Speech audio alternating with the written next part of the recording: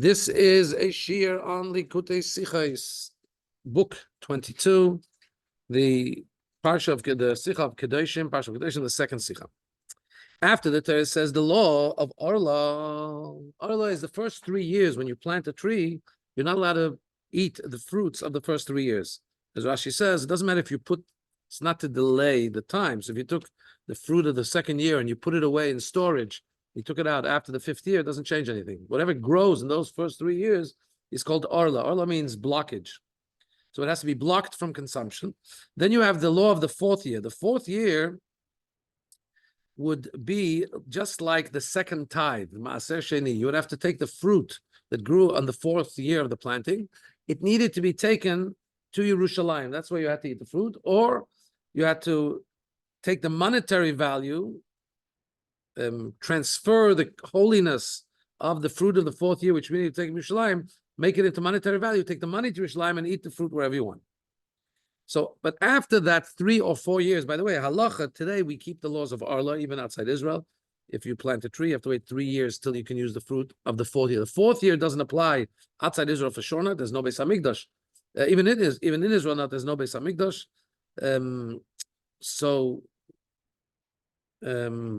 But at any rate... But this law is not only for Israel? No, the 4th year. The 3rd year is for everywhere. First. No, I should say that in outside Israel, there's a, if I remember correctly, halacha l'meish Sinai, a teaching from Meish Sinai that suffix arla, when you're not sure is it from the fruit of the 3rd year, you go to the supermarket. If it's doubt in Chutz La'aretz, outside Israel, you're allowed to eat it. Which means that in Israel you'll see a sign, Lelo chashash orla, that this is not from anything of the first 3 years. In outside Israel, in the kosher supermarkets, even. Doesn't have to say this is without any doubt, not from the first 3 years, because they're buying it from non-Jewish people. And outside Israel, doubtful, if it's a doubt, whether or not it's Orla, definite first 3 years you can't eat. But if you don't know, you don't have to ask. In Israel, you have to ask and make sure it's not from the first 3 years. But it doesn't matter where it's from, it doesn't matter who owns it. In Israel, It's only Jews. so you're saying the Shemitah is the 7th year, it applies only to Jewish-owned lands. Is Orla... No, Orla, it doesn't matter who owns it. If you know for sure it's the first 3 years, you can't eat from it. Yeah. So you wouldn't buy fruit from the market? Yes, you would. Here, yes. In the open? No, I mean in Israel, you're going no. to In the Israel, shop, in Israel, generally speaking, the Rabbanut oversees most of the markets, Yeah. and there'll be somebody making sure. That's one of the things they have to make sure. It's a serious thing. So okay, after the Torah tells us about the first 3 years and then the 4th year, then it tells us the 5th year. The 5th year, you figure there's nothing to say about it. 5th year, you're home scot-free. You could just go and eat, enjoy. But the Torah says, Vashona Chamishis, in the 5th year, Tochlu et Pirio, eat that you can eat its fruit. And then there's an additional 3 words, which is Losif Lachem Tovatot, to add for you its produce. Ani Hashem Lekechem Ma'im Hashem. So what's the addition here in the words that on the 5th year you can eat? To add in its produce. So Rashi quotes these words and he says, to add for you in its produce. What does it mean? This mitzvah of keeping the 3rd and 4th year that you keep will be in order to add the produce. In other words, the additional produce or the blessed produce that you have is because a reward that you have been kept the laws of the first 3 and 4 years. In that reward, I'm going to bless the fruits of your netiyot, the fruits of your plantings. So simply speaking, what's Rashi saying? Rashi's coming to explain what are these extra words here for? Lo sif lachem tvato. Keep the mitzvahs of the 3rd and 4th year. The 5th year you can eat in order to add in your produce. What does that mean? So Rashi seems to be telling us that it's like there's a brackets. It's like the pasuk says, and in the 5th year you can eat the fruit. And now it's going back to talk about the 3rd and 4th year, that the 3rd and 4th year are what bring you the blessing that Hashem blesses the yield, that you have better and more produce. Let's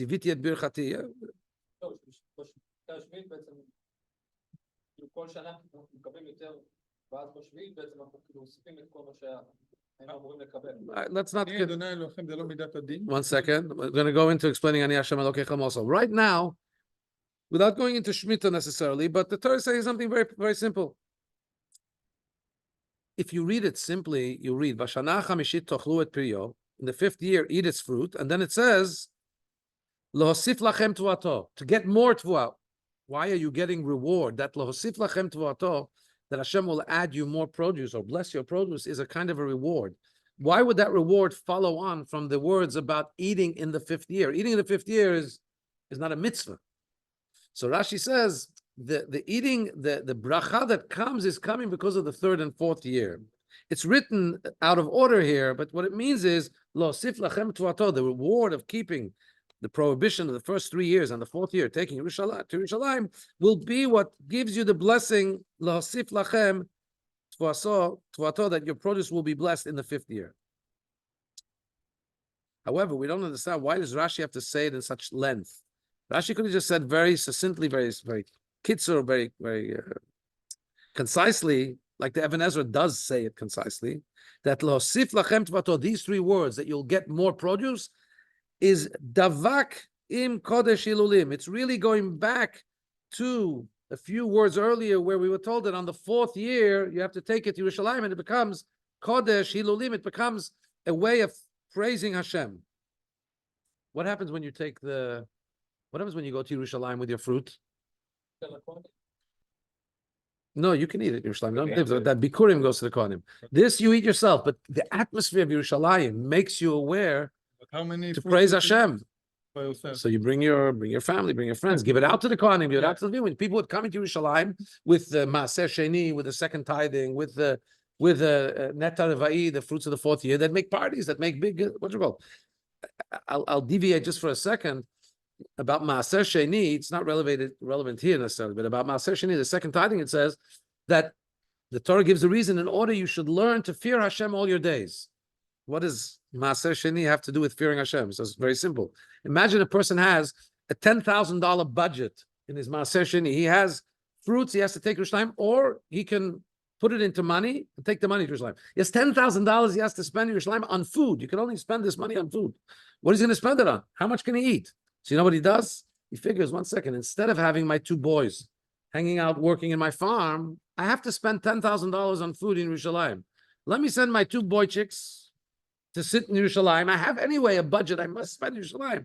They'll sit in Yerushalayim. What are they going to do in Yerushalayim? That's where the action is, serving Hashem, praising Hashem. The yeshivas, the people are coming to bring the korban. It's Yirat Hashem. You know what happens? All of a sudden, when they come back home, they're different people. They spent a year in Yerushalayim because they had a budget.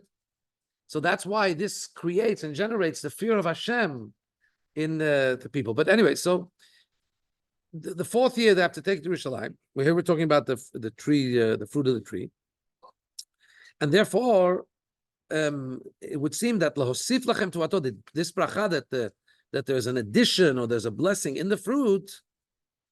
This is as a result of the 3rd and 4th year. And even if we want to say that Rashi wants to also explain, what does it mean, lahosif lachem tevuato? It's a strange word. It's if you don't understand what it means, it can be difficult to understand. To add in your tevuah. So even if we want to say that Rashi is just explaining to us that it's explaining that that this is a reward of keeping the prohibition of the 3rd year and the taking to Yerushalayim of the 4th year is a reward. Earns you a reward of the blessing in the 5th year and onwards, once you're able to use the fruits. Rashi still could have said it more concisely. He could have said, "Bischar ha-mitzvah azot, ani marech lechem pirot hanetiot." In the merit of this mitzvah, I bless for you the fruits that are coming from your plantings. Why does Rashi gives the language of Rashi is a little bit, I shouldn't say cumbersome. If you don't, unless we can find a reason why he gives this length, it seems a little bit difficult to understand. In other words, again, let's remember what Rashi says. Rashi says on the 5th year, Rashi quotes, the 5th year you can eat the fruit. To add for you in its produce, says Rashi, this mitzvah that you will keep will be in order to add to your produce, because in the reward of keeping this mitzvah, I will bless the produce. It's almost like he's telling you that the reason you keep this prohibition of Orla and the mitzvah of the 4th year in Yerushalayim is with the intention that you should have more fruit in the 5th. But is that really what Rashi is saying? So let's analyze. So let's analyze even more deeply, take a deep dive into the Rashi. Paragraph 2. There's other things to look at in the Rashi. First of all, he says, "Ha-mitzvah hazot shetishmu." This mitzvah that you keep will bring you reward. Why doesn't it just say when you keep the mitzvah? Why this mitzvah? Sounds like this mitzvah has some unique connection to reward. Number 2, he says, because of the mitzvah, this mitzvah that you do, I will bless for you the fruit of your plantings. The Torah doesn't say peirot. The Torah doesn't call it netiyot, the saplings, the plantings. The Torah calls it tevuato. Lo sif lachem tevuato, to add in the produce. Why does Rashi rearrange those words, replace the words of produce to say peirot aniyot, the fruit of your plantings? Even if you want to say, maybe Rashi is explaining what does tevuato mean. It doesn't. It's not trying to say. Tevuah usually denotes produce from the field, grains. So maybe Rashi is changing the word here because he wants you to think it's not like if you keep this mitzvah, now your wheat and barley will be blessed in some kind of an unrelated way. He says no. Rashi wants to say when it says your produce will be blessed, he's saying your fruits. Doesn't mean keep the mitzvah related to trees and now your fields that are giving wheat and barley, chitan, sorah, will be blessed. No, that's what he means. But still, Rashi could have said it more concisely. He could have said, Mevarech lachem ha-peirot. He blesses your fruits. Why does he say peirot ha-netiyot? There's some kind of a... So Rashi's hinting here at something. Paragraph 3. Later on is Rashi. Rashi continues. Rashi later on gives us a little bit of a musar, gives us a little bit of a moral teaching. Rabbi Akiva used to say, Dibra Torah keneged yetzara. The Torah here, by saying that you're going to have a blessed produce, a blessed yield from the 5th year onwards, because you kept the mitzvahs, the Torah is speaking to the negative inclination. Shelo yomar adam, that a person shouldn't say to himself, Harei arba shanim ani mitzta'er bo chinam. For 4 years I'm working myself and putting forth effort to the point of even having pain. But it's for nothing, it can't have any benefit. The first 3 years I can't use it at all. The 4th year I got to schlep it to Yerushalayim. So the Torah speaks to the Torah and says, Lefichach ne'emar lo sif lachem tvato, that because you did those 4 years of sacrifice, Hashem is blessing your tevuah, Hashem is blessing your produce. So now the question is, why does Rashi bring this teaching for Rabbi Akiva? So first we say, well, Rashi is explaining to you, why does the Torah say, keep the 3rd year, the 4th year, the 5th year you can eat, and Hashem will bless you? Why doesn't it say earlier? Why doesn't it say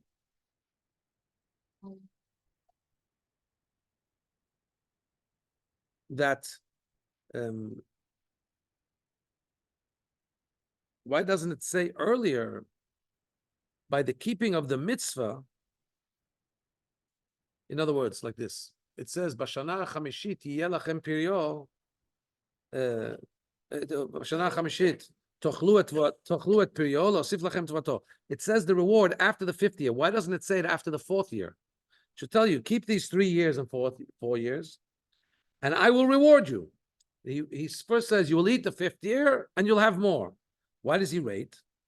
So the commentaries say, well, that's why Rashi brings Rabbi Akiva to tell you. Rabbi Akiva is saying, why are we talking about reward here? Because after 4 years of keeping away from the fruit and eating the 5th year, now Rabbi Akiva says, you know why the reward comes?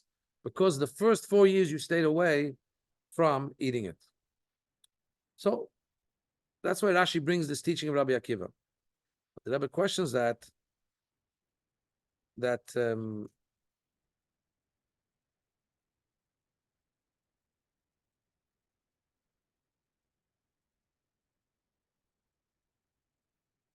Rebbe questions that, just by the way, no one asked me the question that one would ask. The 4th year you can eat the fruit.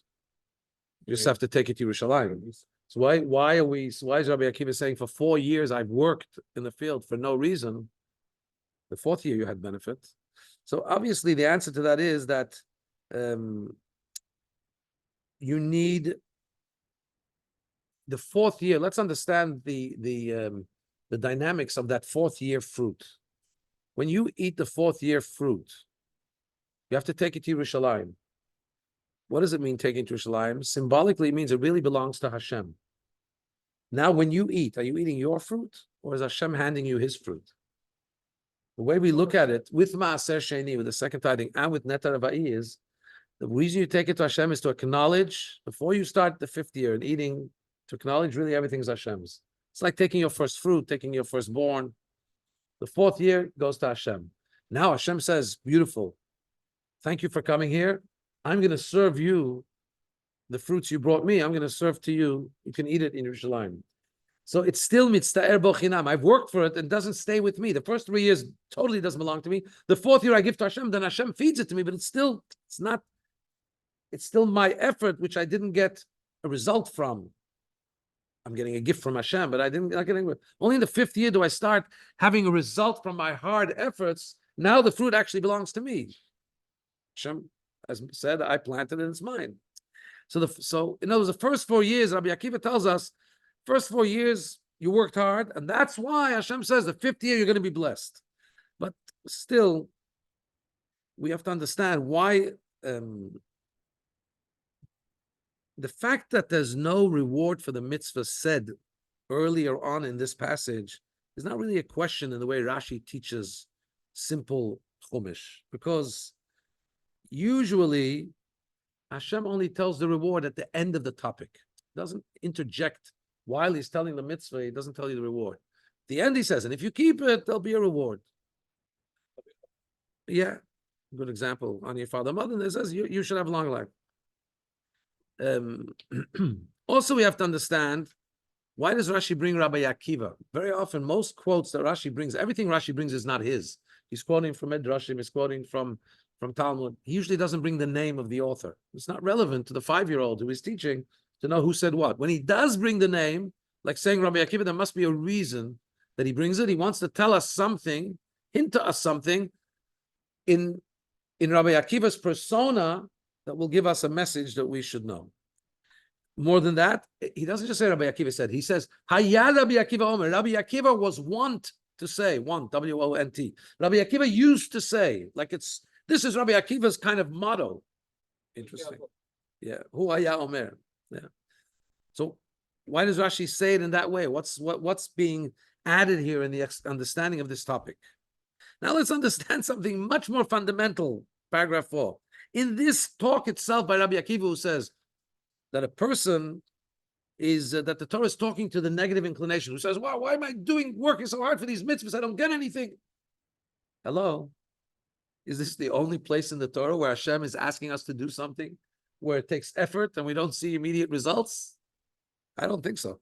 There are so many mitzvahs where the Torah tells us the reward, and Rashi doesn't explain that the reason the Torah tells the reward is to speak to the devious negative inclination, the Yetzer Hara, and the person who's going to say, I don't want to do this because it's costing me effort and I don't get anything from it. In other words, always you could say, whatever Hashem gives reward, why does Hashem tell us reward in the Torah? We need to hear reward. If you hear Hashem wants you to do something, that's the biggest reward. Why does Hashem tell us reward? Because there's part of us that says, I'm going to give maaser, I'm going to give 10% of my earnings to my grain and my earnings. So the Torah says, Ta'asher, you'll be rich. It's going to be good for you. L'mani averechecha, you'll be blessed. In other words, there's a part of us, the Yetzer Hara. So the Torah is always speaking to the Yetzer Hara in a sense. But Rashi doesn't always bring that. Why here is there a need to say that this reward is somehow speaking to the Yetzer Hara? Why can't we just say the Torah is telling us the reward? Because that person deserves the reward. So if you do this, you'll get blessing in the 5th year. I'm not suspecting that the Yetzer Hara is mixing in, telling you not to do it. No, I just want to tell you. I'm asking you to do this, Hashem says, and I'm telling you the reward. Why can't we just learn it simple? Why do we have to inject that maybe there's some resistance? Rabbi Akiva says this saying that you'll be blessed in the 5th year is to whittle away at the resistance, to knock down the negative voice inside you that says, I'm working for nothing's happening. Who said? Why do we need this injected here about this mitzvah? What's different about this mitzvah? Bishlema, there is a mitzvah where the Torah also famously says the Torah spoke to the negative inclination. You know which mitzvah? The mitzvah of the beautiful woman that's found captive in battle. And there it says, take her, if you're going to battle, you find a beautiful woman. You take her for a wife. And Rashi right away comments, the Torah is speaking to the negative inclination that won't be able to hold itself back. If you don't give it away to do it permissibly, he's just going to go ahead and do it forbiddenly. So why does Rashi bring there that the Torah there speaking to the Yetzer Hara? Because Rashi explains there, if you're not going to give him a way to do it in a permissible way, with many caveats, with many it's a long process, but still, really, this should be a forbidden thing technically. But Hashem allowed it, so we understand that why did Hashem allow it in this case? So Rashi explains because Hashem was speaking to the Yetzer Hara. There is a temptation within the person. And in this case, Hashem said, I'm not going to say no. I'm going to say yes, but this way and that way. But in general, we find about the reward for a mitzvah that this is a fundamental principle in the observance of mitzvahs. The Torah says many times that Hashem gives reward.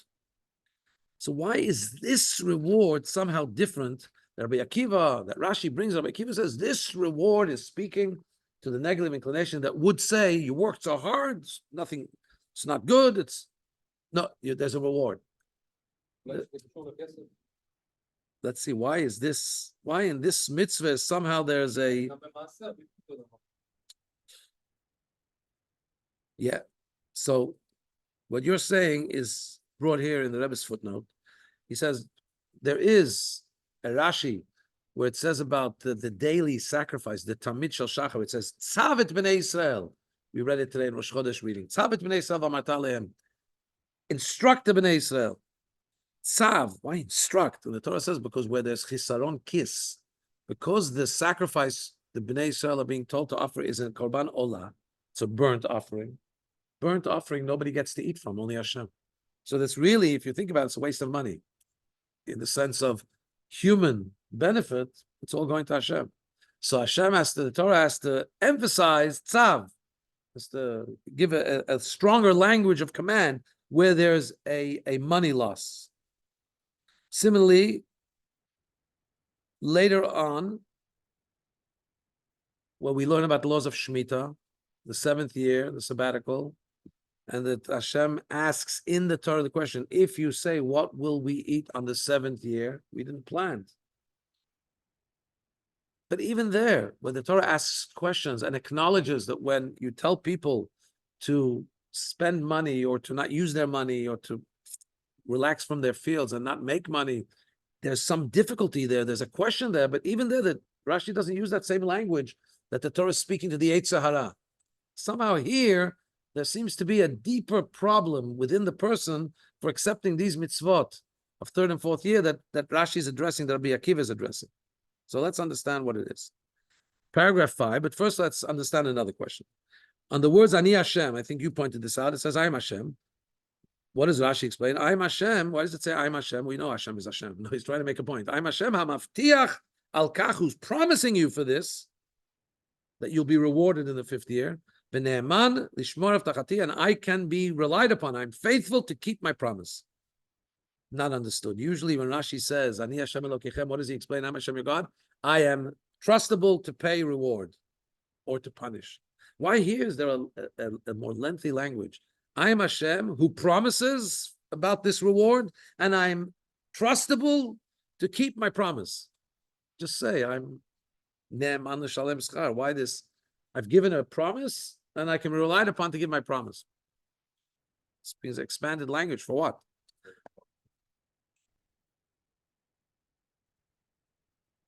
You're saying it's always about chukim and mission.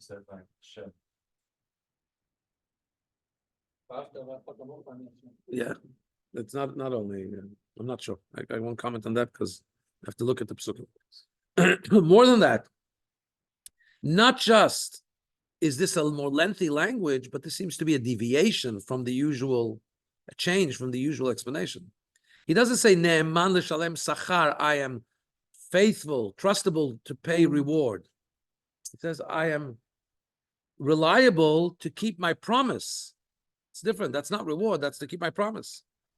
Moreover, Rashi changes.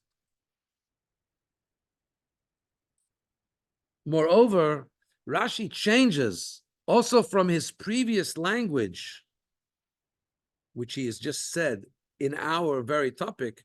He said, "Shebischala," for the reward of keeping this mitzvah, I will bless you. And now he changes that. He says, not I am faithful, I'm trustable to pay the reward. He says, I am trustable, which we just mentioned, the word reward, but I'm trustable to deliver my promise. Why is he referring it to it not as reward, but as promise? So, when the Rebbe asks all these questions, each question on its own, maybe you would say, oh, look, it's a small question. But when we put it all together, we're going to see that all these are all clues and hints to give us a totally new reading and understanding and perspective on what the Torah is telling us here.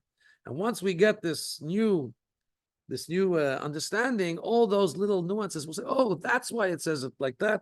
That's why it's that change. So what's the explanation here?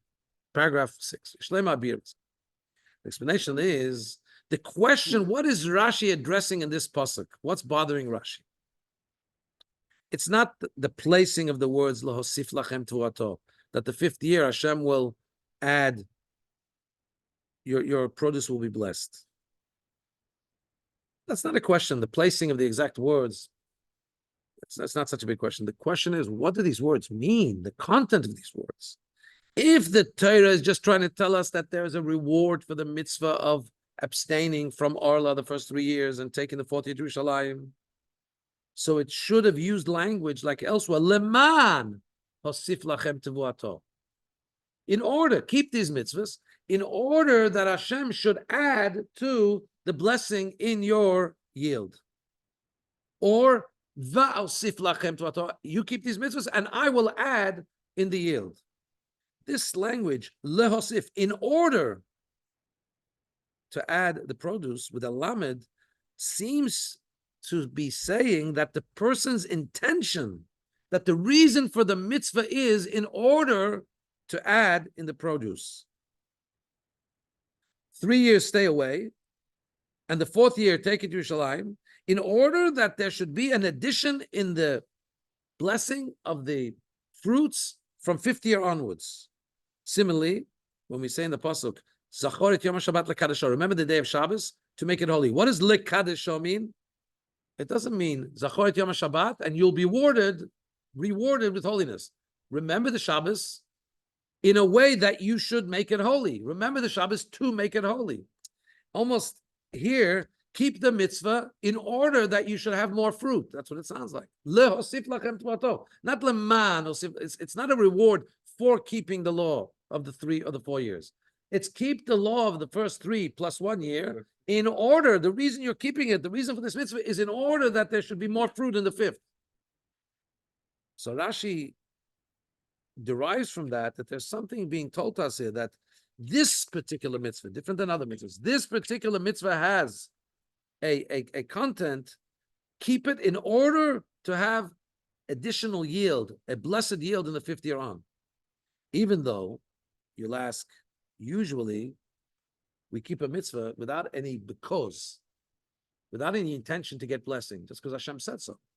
But this mitzvah, the Torah says that keeping the mitzvah is, or at least is allowed to be, from the very get-go, with the intention that it should bring more blessing into the personal yield from 5 years onwards. And that's why Rashi says it in a lengthier language, an unusual language. The words lahosif lachem tevuato, this is not telling you about the fact that there is a reward. This is telling you that the person may intentionally aim for that reward. He's able to do this mitzvah lahosif with the aim that keeping this mitzvah of abstaining the 3rd year, Yerushalayim, the 4th year, should add in his yield from 5 years onwards. That's a very, very interesting concept. So in other words, Rashi's bringing out 2 things. What does it mean, lahosif lachem tevuato? Is that in this particular mitzvah, the intention of the person can be in order that Hashem should add in the 5th year on. B, the reason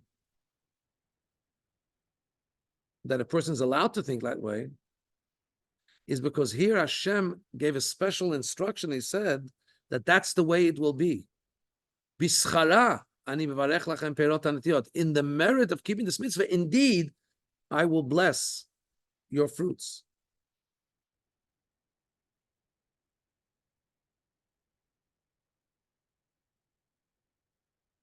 So before we ask the major question, why this mitzvah? Usually we say mitzvahs should be kept for the sake of Hashem, not with the intention that this should bring you blessing in your work.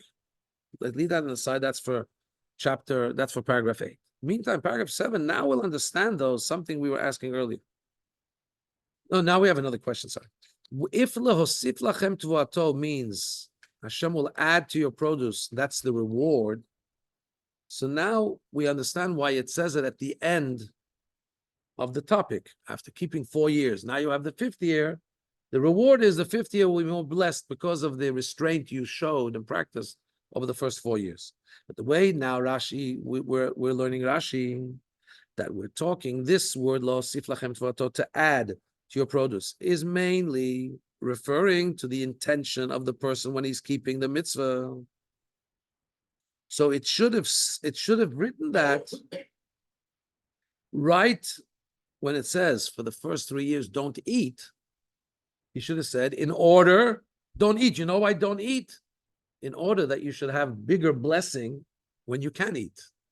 If Rashi is telling us that here, the Torah is telling us, keep this mitzvah, and you can keep it with the intention of adding bracha, so it should said right away, don't eat the 3 years in order that you're able to have a blessed continuation afterwards. The 4th year, take Yerushalayim. And that's it. Why does he wait with it's not a reward, it's an intention. You should say the intention right in the middle of the pasuk already, not wait till the end. So that's what Rashi says. He's not calling it tevuato. Rashi changed the language. He says, Bischara ani mevarech lachem perot hanetiyot. The reward will be, I'm blessing the fruits of your planting, not the produce. What is Rashi telling us? That when the pasuk tells us, after saying that in the 5th year you will eat the fruit, and then it says, in order to have a better result, the pasuk wants to tell us the way of this blessing. You know how this blessing? The pshat is not that Hashem will only make the fruits grow more. No. But that afterwards, even after you have the peirot hanetiyot, what is the literal translation? Bischara, and its reward, ani mevarech lachem, I will bless for you the fruits, peirot hanetiyot, the fruits of what was planted. You know what that's saying? That after the fruit is grown already in the 5th year, once you're ready to eat it, there will be a blessing in the fruit that has already grown. I will bless the fruits that have grown from your planting. Not I will bless the nitiyah to make better fruits. I will bless the fruits once they are already fruits of your planting. Similar to what Rashi says later on in the portion of Bahar, when Hashem says, I will bless, what's the language of the pasuk is, lahosif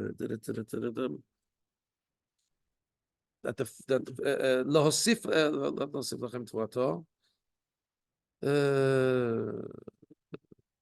b'tziviti et birchat.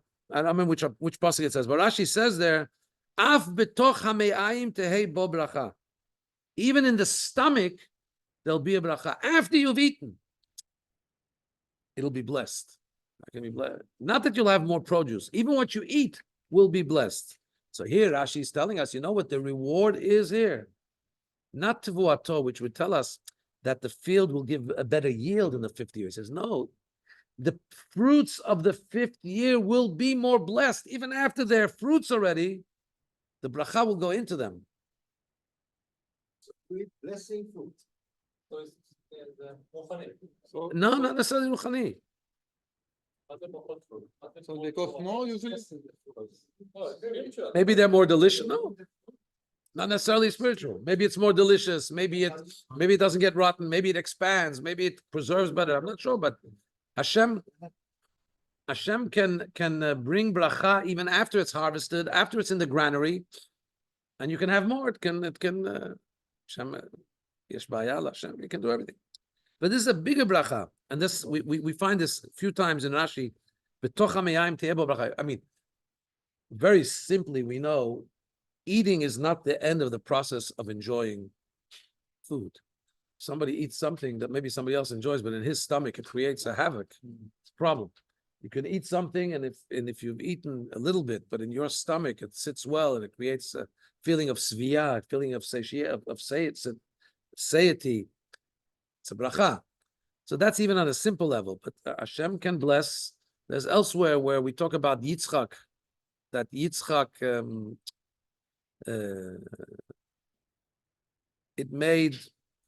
it was blessed even after it was harvested.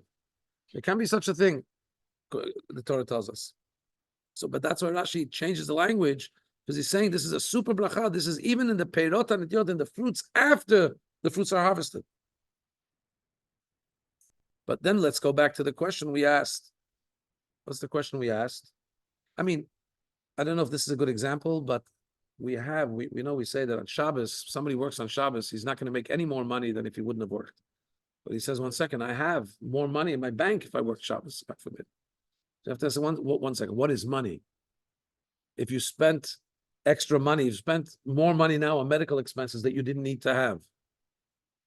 So you had more money, you spent more money. You'd rather not spend that money. You'd rather not have it, not spend it. So even after something is here, you need to have bracha. You can still have a bracha in it, not just that it grows more, but the actual what you have is blessed. But the question we obviously are begging to ask, why this mitzvah? Out of all mitzvahs, are we talking about that it's okay to have the intention that you're doing this mitzvah to refrain from eating the first 3 years, lehosif lachem tuato, in order to get a more blessed yield, more blessed result in 5th year on. Paragraph 8. So we have to understand, why is this mitzvah different from all other mitzvahs? Why is this night different than all other nights of the year? Why is this mitzvah different than all other mitzvahs of the year? First of all, about this mitzvah, we see that the Torah says you're allowed to have that intention from the beginning. B, this mitzvah is not just there'll be more produce, but there's an extraordinary bracha. Lehosif lachem peirot hanetiyot, that the actual fruit is going to be more blessed after after it grows. That's why Rashi says from Rabbi Akiva. Rabbi Akiva used to say the Torah speaks to the negative, to the Yetzer Hara. The person shouldn't say, I worked 4 years for nothing. In other words, since it's difficult to fulfill a mitzvah, this mitzvah has a difficulty. You know why? Because for 4 years a person works and he doesn't see any result. He has to tend to the trees, he has to prune them, he has to make sure they grow. He has to work, and he has to sit by and not close his mouth. Sees luscious, maybe he sees beautiful fruits growing on them. Close his mouth, can't eat them. So now the Torah, now Hashem gave permission. Hashem was matir. Hashem gave permission because, remember, when the Yetzer Hara is there screaming, Hashem says, look, I can just tell him, don't ask. Or I can say, you know what? Mr. Yetzer Hara, you're not such a bad guy. You're just thinking about yourself. You're a selfish guy. I want to tell you something. In this mitzvah, even if you're thinking about yourself, it's not for nothing. This mitzvah is going to bring you blessing. And it's going to give you extraordinary blessing. So because there's a strong Yetzer Hara, there's a strong feeling of being gypped. I'm working hard. I'm not touching my fruits. Hashem says, I'm going to allow in this mitzvah that you can build into the mitzvah a reframing, saying, I'm investing in my 5th year, because now that I'm keeping Hashem's mitzvah, not eating the first 3 years, I'm taking the 4th year to Yerushalayim, my 5th year, when it really becomes mine, is going to be much more blessed. And in this mitzvah, Hashem says, Rabbi Akiva says, when there's a Yetzer Hara, sometimes Hashem says, you know what? You don't always have to push yourself to the wall to be altruistic. How about, I'm going to give you a way to do this with your own interest at heart. You're going to be extraordinarily blessed by keeping this mitzvah. And you can have it in mind in the very first place. What's that for please? We said, yeah, when there's a loss of money, there's a difficulty. Maybe, I'm not sure if this connects to aser, but let's leave that afterwards. Remind me about tzedakah in general. According to this, we'll understand simply why Rashi then says, Ani Hashem. Remember we said Rashi gives a different comment on I am Hashem than usual. He doesn't just say, I'm reliable to pay reward. He says, no, I am Hashem who promises and is trustable to deliver my promise. Here, it's not enough to say I'm Hashem who's trustable to reward, just like it says by many other mitzvahs.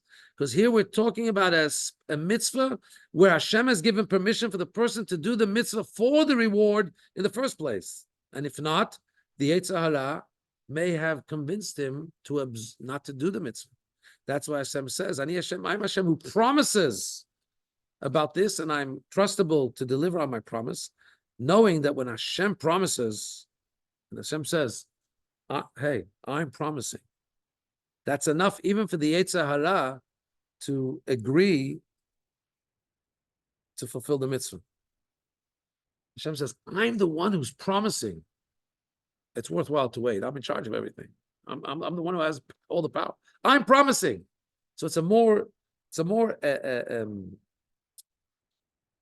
mudgash, more emphasized way of saying, talking to the Yetzer Hara and saying, hey, even if this bothers you because you have a loss of money and you have this standing by not using your fruit, this is investing in your 5th year.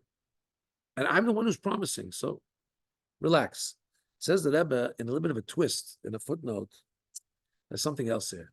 What would somebody who's a little bit more sophisticated come and say? A person would say, oy vey, how can it be that if somebody does the mitzvah for the sake of the reward, how can it be that he's actually going to get rewarded? We know that the Pirkei Avot tells us the way to serve Hashem is not al menat lekabel pras in order to get a reward, but shelo al menat lekabel pras. So by virtue of the fact that if you keep this mitzvah of 3 years, 4 years, in order to have better produce after 5 years, basically you're ruining the mitzvah. So the Yetzer Hara may come and say, don't bother. No, but Hashem said I can do it thinking about the reward. Yeah, but he says elsewhere that that's not a good way to do a mitzvah. It's ovdim alecha, forget about it. So it has to, Hashem says, Ani ha'mavtiach, I'm the one telling you here that in this case, it's perfect, it's fine, don't worry. You're going to get rewarded. You see how the Yetzer Hara can sometimes play with us? Sometimes it comes to us and says, oh, you're going to do the mitzvah for the sake of reward? It's not going to be worth it. Don't do the mitzvah. Don't do the mitzvah. Yeah, that's even worse. But we work, sometimes Yetzer Hara is very, very crafty. It comes to us with all kinds of things. But here he's saying, Ani ha'mavtiach, I'm the one who's promising this. And I'm telling you, do it this way. I'm giving you permission to do this mitzvah this way. So the Yetzer Hara doesn't interfere. Tell the Yetzer Hara, hey, it's good for us. It's good for us to do this because the 50 years is going to be so blessed. So this gives us a bit of a different perspective on Rashi's sharing about this mitzvah. Lo hosif lachem tovato. You can keep this mitzvah in order to have blessing in the future fruits. Paragraph 9, still by a Talmid Mamulach, by the seasoned student, literally a salty student, the more sophisticated student will have a question. How is it that by this mitzvah, there's such a stark contrast that Hashem says you can do it with the motive of getting blessing in the 5th year? And not just that, Hashem comes strongly and says, and I'm promising that your fruit is going to be blessed in an extraordinary way. Not just it will grow better, but the fruit that you actually plucked will be more blessed. Why does Hashem do this? Because of a guy who has a Yetzer Hara? Because of a guy who's being told to refrain from the fruits for 3 or 4 years, and the Yetzer Hara is coming and make him crazy. He says, what are you doing? That's why Hashem gives such an extraordinary blessing. It doesn't sound like a person like that deserves to get such a reaction from Hashem with such extraordinary blessing. So that's why Rashi says, Rabbi Akiva said this. Anybody else know what Rabbi Akiva said? Rabbi Akiva said the law of love your fellow as yourself, Zeklal Gadol b'Torah, is the big rule of the Torah. It's the big rule from which all other mitzvahs stem, really. Love your fellow as yourself. In other words, also, we know it says about Rabbi Akiva, it says, Hayal Agil Zakot Israel, he looked for ways to find merit about the Jewish people, to present them in a positive light. So according to Rabbi Akiva, to find a merit for every Jew and to try and help him. And that is really the big rule of the Torah. Now we understand why the Torah is paying attention to this Jew who his Yetzer Hara is roaring. And you would think, the Torah should pay attention. No. The whole point of the Torah is for every Jew. This Jew has an issue. So Hashem is telling him, hey, in this case, we understand the Yetzer Hara screaming that you have to abstain from the fruit for so long. Give the Yetzer Hara the understanding that there's big blessing waiting for doing this. It's good for you. And now we also understand, what does it mean? Hayya Rabbi Akiva. Rabbi Akiva was wont to say, this is what he used to say. Because this was the thing he would always espouse. He would always share. In other words, by expressing this interest that the Torah should have to speak to the guy who has a raging Yetzer Hara, this is an expression. The fact that Rabbi Akiva is bothered about it and looking for a way that the Torah should calm down and placate and allow the guy with the Yetzer Hara to overcome that is because Rabbi Akiva was always in the mode of looking for a way to bring zechut, to bring merit in a way of Ahavat Yisrael to every single Jew. This was Hayya Rabbi Akiva. This was what he used to say. This was his whole being. Also, you remember Rabbi Akiva? Rabbi Akiva, the first 40 years of his life, didn't learn any Torah. He was a shepherd, a very ignorant shepherd. Only when he was promised a reward, if he's going to go study Torah, he went to learn. Marrying. Great woman. So there's an issue in the various Gemaras.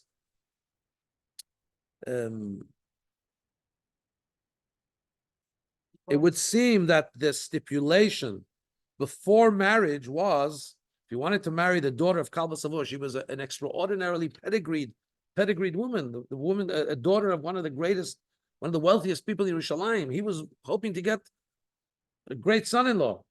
And Rabbi Akiva wanted to marry her. She said, if you go and study Torah.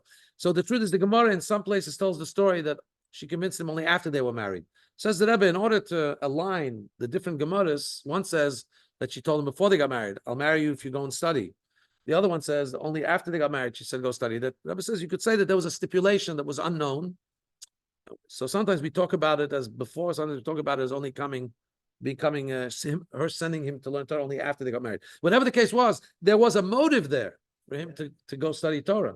Same like him. Oh. Same like him. Oh, so when we look at Rabbi Akiva, we know Rabbi Akiva understands that he understands the concept of somebody looking and saying, for 4 years, I'm going to not touch my fruit.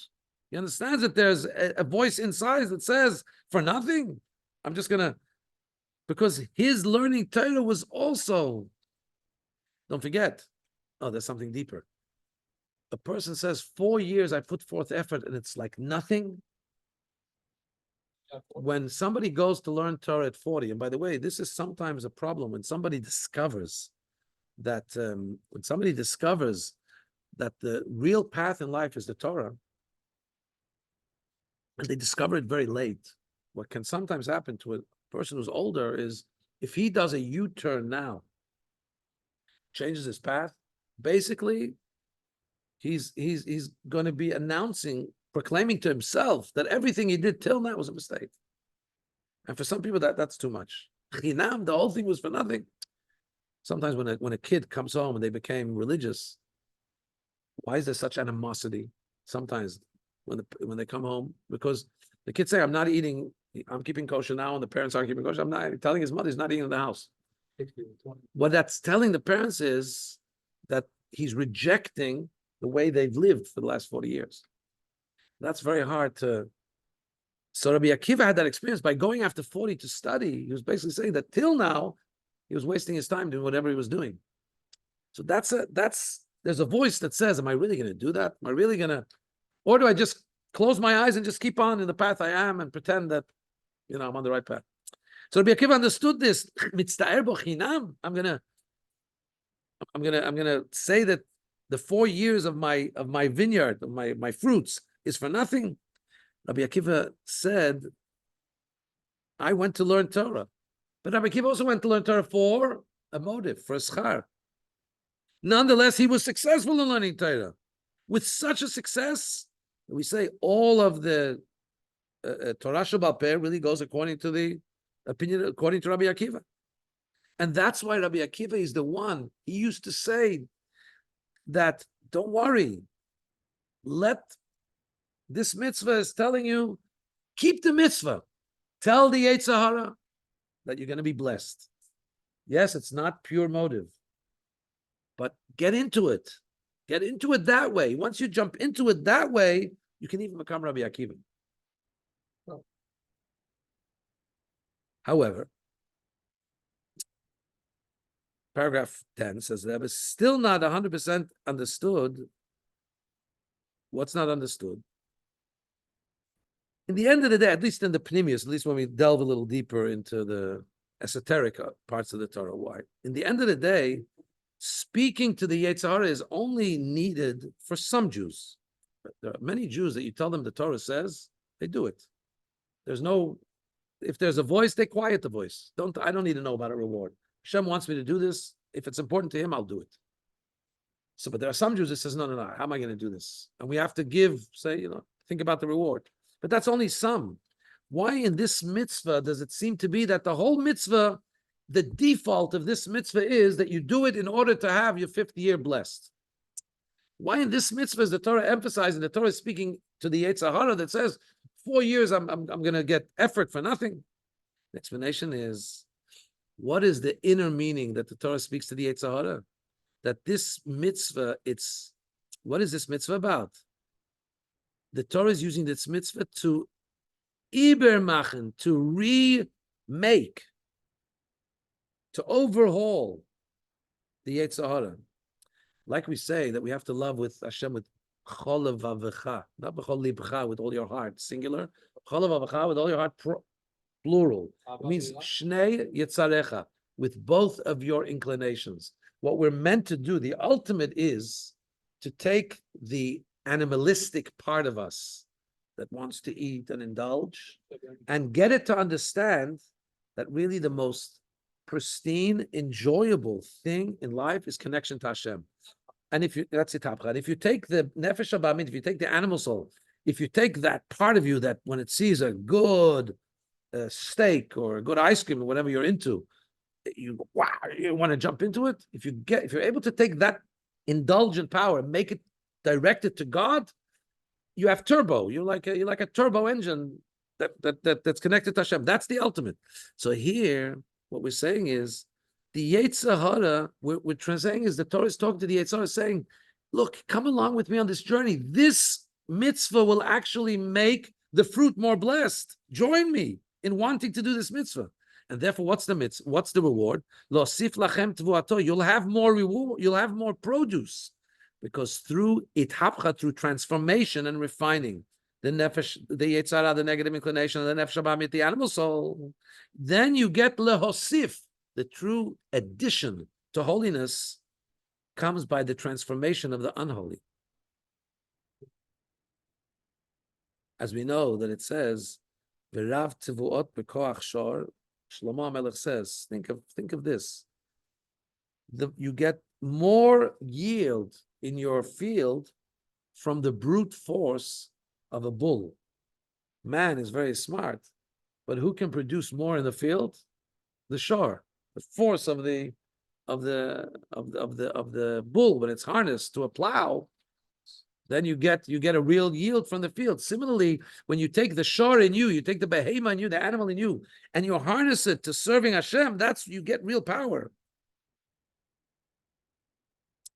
And of the reasons for this is because serving Hashem in a way that you're taking your animal soul is connected with tsar. Tsar means pain, but let's say effort. Effort to the point of hard effort. The serving Hashem just with your neshama is pleasurable. The neshama wants to bask in the sublime presence of Hashem. But taking your animal soul and working with it, it's toil to break it, to work with it, to motivate it, to take it away from what it really wants to do to what it really ought to do is yigia, it's tsar. And there's a process called itkafia, which is to force yourself. That's why in this process of the 4 years and 50 years, we say the first 4 years is tsar. It's pain, it's effort. You feel bad, you can't eat those fruit. But then if you overcome that and you're able to speak to the Yetzer Hara and make it part of the journey, then what you have is lohosif lachem tovato, you have even more produce. In other words, you get the benefit of serving Hashem also with the power of the nefesh habamit, of the animal soul. So here we have a beautiful beautiful look at the fact that even a mitzvah, and I don't know whether this applies only to this mitzvah, or this can be extended to other mitzvahs in general. We're learning it from Rabbi Akiva, who did it in general about learning Torah. In other words, sometimes rather than fighting against the Yetzer Hara, there's two ways to approach. Let's take, for example, getting your kids to clean their room. You say, I want you to clean the room. Why? I said so. Break yourself. Or you could say, I want you to clean your room because, you clean your room, you're gonna wake up with a clean feeling. You're gonna be able to function well. So the kid who may have a resistance initially to keeping his father's instruction, now he understands it's for him really. Oh, of course I'll do it. Which is better? Which is more important? So there's room for both. But here we're talking to a mitzvah. Dibra Torah keneged Yetzer Hara. Rabbi Akiva says this mitzvah. Sometimes Hashem says, I don't want you to fight. I'm going to give you an easier way. I'm going to speak in a way that the Yetzer Hara will also understand. You're going to be more blessed in the 5th year. Go for it. Interesting, and I don't know, I didn't see a quote here. Whether is this also, I'm asking a question there and I'm not going to answer because I don't know the answer. Is this also part of the motive of why the Torah tells us, Aser b'shvil shetitasher u'b'chanuni nabazot, when it comes to tithing, you will be blessed. You'll become rich because of your tithing. And the Torah even says, you can test me. And the Gemara clearly says, and the Shulchan Aruch clearly says, about this mitzvah, you can test Hashem. Give, and you'll be blessed. In other words, only mitzvah, you're giving, you don't have to fight your Yetzer Hara in that case. I'm giving, am I doing something for somebody else? No, really, I'm doing something for myself. So I'll be blessed. At any rate, I'm not sure if this applies here or not. This is the Sikha. But it doesn't say that you can test Hashem about it.